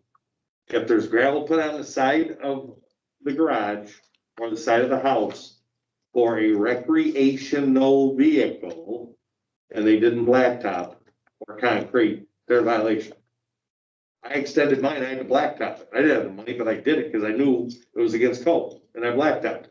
But just so you know, and I know you do know this, the code doesn't treat a boat any differently than it does a car or a work vehicle. I get The code that. doesn't, but we can amend that code. That's why we're here, is to talk about what amendments you might be interested in. But that's what the consensus of people in town are. That's what the whole thing, for the 8 years I've been here, that's what this whole discussion's been, is they don't want to start having gravel on the side of the driveway. And there's a motor home, now there's a couple of grills and maybe an old motorcycle, and here we go. That's what they're against. I don't disagree. Oh, go ahead, Chief, you raised your. If I could, I do remember when this came about, people were parking their cars off the street in their front yards to avoid the overnight parking them on frozen ground on their lawns. And that's where a lot of this came from. And today we have people that have a regular driveway. They'll put a little bit of gravel here and a little bit of gravel here, and they'll shoot their cars off like that. They never dug it out. They never replace it. So now you got grass growing up, but they go, well, it's on a hard surface. It's gravel. So there's a lot that really needs to be looked at here, because a lot of it started with people trying to park in their front yard. I think, so to what Chief's saying, I think we need to look at our definition of what hard surface is before we can have a deeper discussion about what we're gonna grandfather in. The only three hard surfaces you got are asphalt, concrete, and brick. That's it. There's no other hard surface. But I think our code defines hard surface as compacted gravel, if I'm not mistaken. As what? Is compacted gravel. No, that's not in our code now. Yeah, We talked about amending the code for commercial properties. We've not yet talked about amending it, and but we have not yet. We've talked about it only informally. And we have not talked about this issue for driveways. Just to read that term, it appears that it's for the base. And then to be surfaced with an all-weather dustless surface. So you're right, those words are in the code for off-street parking. But that's the base, not the surface. If I can just, a comment which made me think of things from walking through the village and stuff. I want to say it's on Highland. But it literally, people in front of their houses have kind of almost paved in where we the culvert, they actually paved it. So I thought, oh, this is great, because I pulled over my car and I was on a nice, clean surface, so I could park there. Nobody else had done that before, but they had kind of created extra parking spaces. Grove Street has one of that. Pardon me? On Grove Street. there's a lot of them. Okay. There's a couple of them and stuff, and so that got them extra, spots for their cars. I don't know if it's, if it's an easement that shouldn't be, that way at all, or if it really was their property to do it, but, and then other people I saw in other areas that just kind of put, some gravel. I mean, it was just the edge of the road that does it, so. Okay, any other input or comments? Okay, thank you so much for your patience. I apologize, we've taken over an hour with these two presentations, but I think they're ready. Where's it? Yes, absolutely. Yes. So with that, Ms. Lyons, if you would like to jump right into Treasurer's report. Yes. So before you this evening, we have the Treasurer's report through September 30th, 2021. In the narrative, I kind of hit the highlights on the same areas of revenue and expense that look unusual for this year. Overall, I would say the general fund is looking good. We have not yet transferred any motor fuel tax or street wages, as we anticipate that we will have to do eventually. We do have some unusual things, you know, we, purchased outright the sweeper and then financed it, so we still have that timing situation, going on, and honestly, that is the actual way the financials should report, the procurement of a piece of equipment like that, so, but it was not budgeted that way because it was the board's desire to, show it differently. Essentially, you can see from the summary, if you will, that, the general fund is, currently showing, a surplus of over $1 million. We do have, several things leading to that point. We have some unfilled staff positions in the police department at this time, although we're working, very, very diligently and getting, at least 2 police officers replaced in the last 2 meetings, so that's pretty great. I guess, I'll entertain any questions that you have. I know that, things are kind of running late, so, it's honestly all operating funds, the general fund, the water and the sewer fund are, performing well, so. It looks like the first page, places for eating, that's down 36.4% from what that's all we've received at this point, so. Is that because we didn't bump it up to the 2% until so late? It was a month late, that's kind of a stab in the dark as far as, how things were going to pick up. It's actually performing pretty well right now, so I think that we're gonna be fine. You kind of have to look at things individually, but then you have to kind of look at things as a whole too, so. And gaming. Yeah, that's Can't get these people stuff. Yeah, they got nothing to do. performing extremely well. Okay. We have at least 2 That's one people. that you don't really like to see budgeted too high because, you're thinking that might not be so great, but yeah. They're gonna spend it somewhere, I haven't spent it here. And we have a couple of new possible businesses in the land more gaming, or more gaming. Ms. Lyons, you talked at the bottom about the home permits. Yes. And where that's gonna leave us, because obviously we expected a lot more. So where is that going to leave us? So, the permitting part itself is kind of an in and an out, right? We receive permitting money and then we pay for inspections. So, from that standpoint, we'll still end up in the positive. The area where that hits us the hardest is in the area of like the transportation fund and our public use fund, which, those are impact fees that are received on each and every building permit. So that it just won't supply as many dollars. On the positive side, there are 4 permits in-house for the Cam's Farm subdivision. So we will see a flurry of permits in the next couple of months as people prepare to put in basements so that they have winter construction duties. So it's not what's expected, at least at this point, but I feel like we'll make a bit of a recovery in the next couple of months. I'm working closely with the developers, as you know, and for Lennar to start pulling permits already is really something since they didn't break ground till August 1st. And I think we're gonna see, they estimate 3 to 5 permits per month once they get going. And as Lori said, there won't be many permits pulled probably after November until February, March, when the frost starts to break again, March, April. But we also may have yet another subdivision. Well, Crown is opening up neighborhoods down at K&L right now, so they'll be starting potentially, those will probably still be Ryan Homes, NBR Ryan and Silverthorne. But they also have another project that they have another large number of lots that they're trying to sell to another builder that would start building, probably trying to do some work this winter, but would start in the spring. So I think we could see, it'll only be a couple of months of the spring, but I think we'll get to our goal, up to our budget. And then I think next year we're gonna really see things pick up. Okay, thank you. Thank you. Great work, Ms. Lyons. Thank you. Thank you. And Lori will probably want to just mention to you that the 2021 audit is on schedule, and we expect to have it next week. And we'll be bringing that before you in November. Okay, Chief, you're up. You have in front of you the calls for service and citation issuings during the month of September. Nothing too remarkable about it, pretty much a normal month. Everybody's been working a lot of overtime to kind of fill in the holes.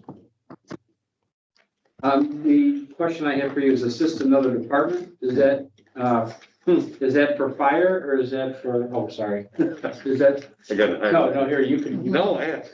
Is that for helping another police department or is that every time you guys go out with the fire department as well? That could be all. Okay, Police, fire, ambulance, so if you had to guess, is it mostly fire? that's probably mostly the sheriff's department. Okay. How often do you back up Henry and not very often? Not very often lately.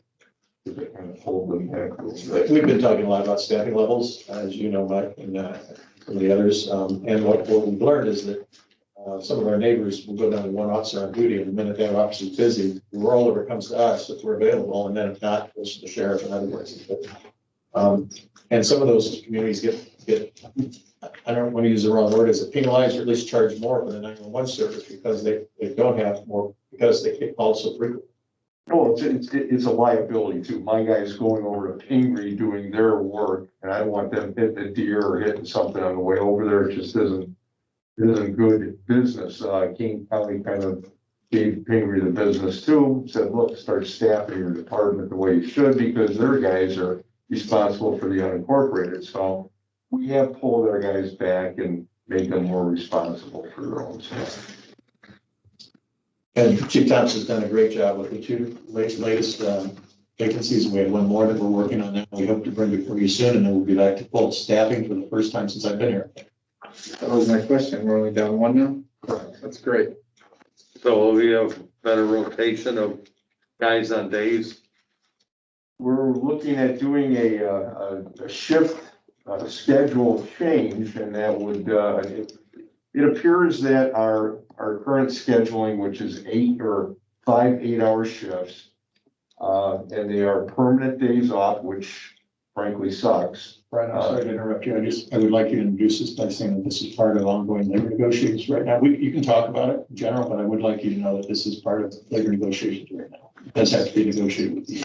Right. So there had been concerns about our current scheduling. The unit within the department, the FOP, had brought us their concerns about making a schedule change. With that in mind, Jay and I had created some schedules along with Lieutenant Jones, and we're going to be presenting them in cooperation with the FOP to try to make it, a little bit more family orientated for the cops that are here. Trustee co-scheduling and vacancies and overtime is very much a morale issue in our department. And this is, I think, the most impact that Chief Thompson can have is to accommodate what the union has requested here. And if we can do it in a way that works for the village as well, I think that'd be a really good thing for all. For example, I've had 4 landlords, 4 people from other departments inquire before they submitted an application what our scheduling was. And when I told them that, what it currently is, the 5 8s, they did not apply. Do they prefer 12s? Pardon me? Do they prefer 12s? Yes. Because it gives you weekends off every, rotation. Mm-hmm. So it's huge. I like it. Keep them happy, chief. Yep. You know what, the one thing that jumped out at me, actually there were 2. Burglary of the motor vehicle, we only had 1. Mm-hmm. And I know we were having all those problems coming from Rockford and all over in there. So is that just one person? That's how it hits us. That's how it hits. Everybody will get hit. It'll be fast and furious, goes away.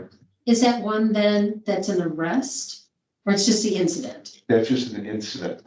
Okay, so only one person responded. Right, or there was only 1 burglary to motor vehicle reported in the month of October or September. Very nice. Okay. That doesn't mean you can start. Yeah, right? Then I was just really surprised. Keep it locked. Yeah. Now, the weather helps with that too, right?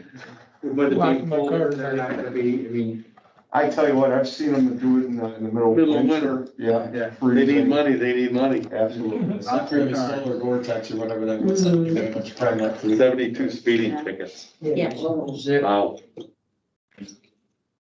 All right, thank you, chief. With that. Wait, We have a question, I'm sorry. the 72 speeding, over limit, is that a specific? I mean, is it in town, is it all over, or is it? Most of our speeding tickets will be on 72. I have my guys concentrate more on the areas where there's intersections, where you have a highway and intersections, you have a higher rate of traffic accidents. So we want to kind of maximize our time there. So around 20 area, around the Big Timber, the Higgins, and around the interchange, and of course 72 Allen Road. So most of our speeders there, stop signs are mostly on the side streets. Where we do, I like to have them. No, he's just told us where they're all at. Yeah. So we see everywhere else. Right there. Just kidding. Thank you, chief. Any questions? If not, we'll ask Mr. Paulson for our engineering report for September. Thanks, Jay. Just a couple things to highlight. The Julie Lane resurfacing project is completed. I think that went very well. The Route 72 water main repair should be starting in a week or so, trying to finalize a schedule with the contractor and the IDOT permit. And then there's ongoing development, activity at Prairie Ridge, and then Thames Farm has been starting up and is going strong for the last month or so. Of course, any questions, let me know. The Julie Lane project, it says payment estimate being prepared. And I was curious, since that's been finished now, I mean, are we expecting over budget, under budget? I haven't actually seen the draft, but it will not be over budget. We're not expecting over budget. I don't know if it'll be under budget. I haven't seen the draft. I think it went pretty much according to plan. So it'll be pretty right on with budget, and that'll be coming to the board at the first meeting in November for approval of the pay request. Okay, thank you. Yep. Any other questions? Not that we would ask for a motion to approve the accounts payable for October 21st, regular accounts payable. We do not have any accounts payable to employees then. So we just have one. Does anyone have any questions? Why are we paying the University of Georgia? That is for I-360 review. I'm an Alabama alum, that's why I asked. I'm an Alabama alum, that's why I asked. Oh, okay. I'm gonna have to go through Better school. Any other questions other than, EMQ construction. They did some Sidewalks, cement right? work, yeah. Okay. Do we get certified payroll on companies like that? They're supposed to upload that to the Illinois Department of Labor. But we don't We're not request required copies? to keep it, they're required to maintain it. Okay. So I was just wondering, because EI requested it on a previous bid, that you had to have certified payroll to them. They always look, like the pay request will include the certified Okay. payroll for their stuff, yeah. any other questions? Page 8, Incredible Builders for the Village Hall recap. Yes, so I'm sorry. Read it. It's the outside wall here, if you noticed. It's incredible. Divided, yeah. I did a double take. It looks Let's take a walk right now. incredible. Yeah. Yeah, that's what it was. So what were all the things that were done then? Incredible Builders just did the siding on the exterior wall here on the south side. So they put up burring strips and they put up moisture barrier and they put up siding. All Yeah, they that. repaired a lot of it. So have you ever noticed the side of this building Yeah. was falling down? Oh, I did. That's why I thought, did we just cover it or did we do something, you know? Yeah, so if you don't mind, I'll just tell you, because you deserve a thorough answer. It's the mayor and so we both had that. So the brick was just falling off. We had birds living in the walls and so forth, and that was in the back too, all the way around. We did the back last year, and we did back side of the back also last year. when we can squeeze out a few dollars, and you can see this is more than just a few dollars. But I did have 3 different companies bid it, and they were the low bidder. And then we also bid separately the painting the front and replacing the windows and the door on the front of the village hall. And they came in, Incredible Builders was low on this one, and Embassy. Embassy Builders was low on the other one, front. And they did a great job. They subbed this out to one of the subcontractors, but they really, this building is now, we have a new roof that we put on last year. The interior, for those of you you've been in the building before at least, this building is secure now, it's solid, and in my opinion, in our capital plan, it should last us another 6 years. Rather than building a new village hall and police department. And that'll get us to when the lease for the police department expired. We have a 5-year renewal that will come in next year. Then when that's over, the plan will be to then plan for a new village hall in 6 years. And police department, on our station. Well, that'll be the time that we look into Right. what we're going to do. Now we're gonna have it built in 5 years. Not that at 6 years we're moving out, but in 6 years, we're gonna evaluate if we do need to move out. But we keep getting all these great new technology tools, like Josh has been sharing with us tonight, and these kinds of things really improve our efficiency. They not only improve performance and delivery of services, but it keeps us from having to hire more people. So when we can finally dig into the finance world of payroll and accounting, and you have budgeted money for us now, I think at least 4 years in a row, for a product called Tyler, which is an operating system for the village. We're picking up little pieces on the fringes, and we may pick up a couple more. Because Tyler's a great core system, and there's a couple different options within Tyler. But Huntley just implemented it in the last 3 years, the more complex version, I think. And there's a couple other brands out there too. It's just the well-known one, and the most prevalent probably. But it's, the peripheral modules in those systems sometimes are not as good as those that specialize. For example, their building permitting department and their code enforcement, like we looked at tonight, wouldn't be nearly as good as community core, who only does that piece. And community core interfaces with those systems. We don't interface with the system we have now because it's too antiquated. They would interface with the new one. So if we can pick up a couple more of these peripherals that will be better, and we can do them now before we have to wait for community for a Tyler. It took Huntley 3 years to implement that system. And it took one employee almost 50% of the time for 3 years. Yeah. So it's a big undertaking, but it's a big win too, if we can get it done.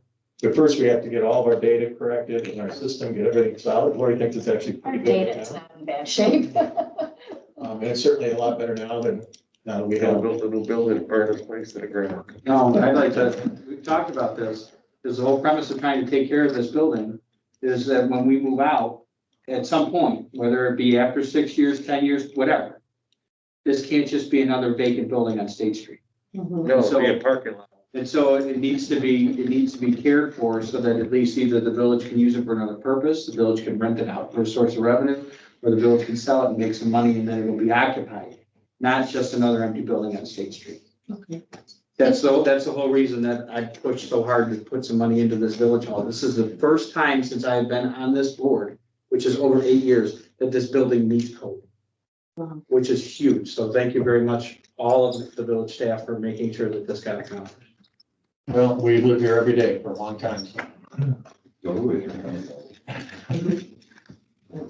Okay, with that, any other questions about accounts payable? If there are none, I will entertain a motion to approve the accounts payable in the amount of $333,893.33 to be paid on or before October 27th, 2021. Second. Any other questions or comments? Ms. Clerk, will you call the roll, please? Mr. Coler. Aye. Mr. Matt. Aye. Ms. Palastrellini. Aye. Mr. Emerson. Aye. Motion passed 4 ayes, 2 absent. Board committee reports, can't say that very fast. BDC had a meeting last Wednesday. I understand it went really well. I can't report on other than I know that it went well. Mr. Hedges, do you have anything to add? I'll tell you 2 quick things. Ms. Karen Traska, who's on the BDC, is part of the ambassador program. She and I went up and met with Eljoy yesterday, I think. It's been a very long week already. It was. And we had a really good meeting with CEO there. We're going to be meeting with several CEOs around town. She and I will be understanding what we can do for them. We learned a lot. We learned what they're interested in. They really love this town. They just don't spend a lot of time here. The other thing that came up as we spoke about, I believe we've spoken in this room briefly about it, the new Rebuild Illinois program for downtown business redevelopment districts, which would be what we're calling Streetscape 2.0. We had a very good meeting with BDC, with Freddie Vesmuddy, our grant writer with us. We went through all the options. The BDC strongly recommends, we're not coming to this board for recommendation yet. We want to make sure that we will score well before we even apply for anything or even spend the money for the application, which is due January 10th. So we'll be back before you sometime in November, either saying, what they recommend strongly is that we go ahead and do streetscape related things and infrastructure, rather than trying to do a whole new facade improvement program with federal money, or trying to do private buildings. There were some other there were 3 really big programs. And the BDC recommended unanimously to kind of extend what we're doing. And that would also allow us, if the bids don't get better in January, and we rebid streetscape, we could do some of those things that are in the current streetscape in the new program. This program will come a full year later because of the funding cycle. So that's something we'll be back before even November. The BDC did spend a lot of the meeting on that, and went very well. Thank you. Okay, public relations isn't here. Anybody have anything for the relation of the public? No. Public Works? Newsletter next week. Dave said he sent it, reported. I don't have nothing. So can we make sure the trustee Coe sees the report before I next week? emailed that to you last week. It's the same one. Oh, no, I talked to him today. He said he sent it in, and I don't have anything, so I have nothing to report. I'll check, but it's a couple weeks old. It's not even. All right, well, we'll get it worked out for next meeting. Great. Budget? No report. Fantastic. New business. Announcements. Yes. We have Halloween coming up. Oh, that's right. Trick or treat hours are 2 to 7 on Sunday, the 31st. So be safe, watch out for kids, Don't drive fast. don't drive fast. If you're participating, turn your porch lights on. If you're not participating, keep the porch lights off. Big one. Go ahead. I was gonna say on the October 28th, the Hampshire Historical Society is having an event. They're trying to do one. There's publicity all over for their events. This one's on the 28th at the Hampshire Township building. It starts at 7 p.m. This one will be like a panel discussion with seniors from our community, talking about their experiences here in the village and in the township. And I encourage everybody to take an evening and actually listen to some of the things and the historical things of the families that have been here for well over 100 years. So I encourage people to attend. And I know several of the trustees have been at the last few that have happened. So I just wanted to mention. We have executive session on the agenda, but in speaking with our clerk, she feels that it's best to table this till the next meeting because we have so many absences and it's already late. Because we're just approving executive session minutes, so it'd be best if we're all here for that. So I will entertain a motion to enter, to table the executive session for review of the executive session minutes. Negative. Roll call vote, please, Ms. Clerk. Mr. Coe, Yes. Mr. Matt, Aye. Ms. Paulson, Hi. Mr. Robinson. Yes. Motion passed. 1 yes, 5 2 absent. Okay, I will entertain a motion to adjourn. So moved.